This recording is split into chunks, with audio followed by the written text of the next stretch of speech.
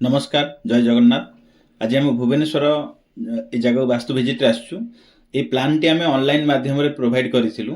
वर्तमान रिभिजिट रे आम आसचु जोटा कि आम प्लान हिसाब रे ए घरटी हेची ना किछि एथरे प्रॉब्लम अछि। आम एथरे ब्रह्मस्थान, अग्निकोण, ऐशान्य कोण, नैऋत्य कोण, वायु कोण मुख्य चारिटा दिग एवं जोटा कि उपदिग आ चारिटा को आम मुख्य ध्यान रखी प्लान टी देइथिलु। जेमिति आपण ए प्लान देखि पारुचंती प्रॉपर ऐशान्य रे ठाकुर घर दिखाई, अग्नि रे रोषे घर दिखाई, टाइल गाइड केमती रहिबो, फ्लोर कलर टाइल कलर सहित सेप्टिक टैंक कोट रहिबो, टॉयलेट कोट रहिबो, सीढ़ी कोट रहिबो, से क्लॉकवाइज हबो कि एंटी क्लॉकवाइज हबो, ए सब संपूर्ण रूपे गाइड करा हितिला। वर्तमान रिविजिट पर आमे देखिलु जहां में प्लान देइथिलु एज इट इज एई घरटा सेम ही तयारी हेची। आ जो छोट मोटिया किछि भूल अछि ताकू आमे संशोधन पई बतेइछु, कोठी डोर खोलिबे बा किछिटा चेंजेस पई देइछु, जोटा कि अति सहज उपाय रे बिना भंगा रुजार जेमती हेई परिबो।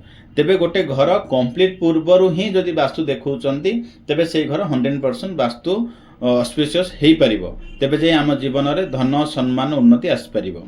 घर थरे कंप्लीट हेला परे पुनी 100% वास्तु क्लियर हवा बहुत कष्ट हो जाए। प्रतिकार बाबद को हजार हजार टंका खर्च हुए। तेणुकरी जदि नुआ घर प्लान करुचंती वास्तु देखै करंतु, जीवन निश्चित रूपे सुखमय हबो।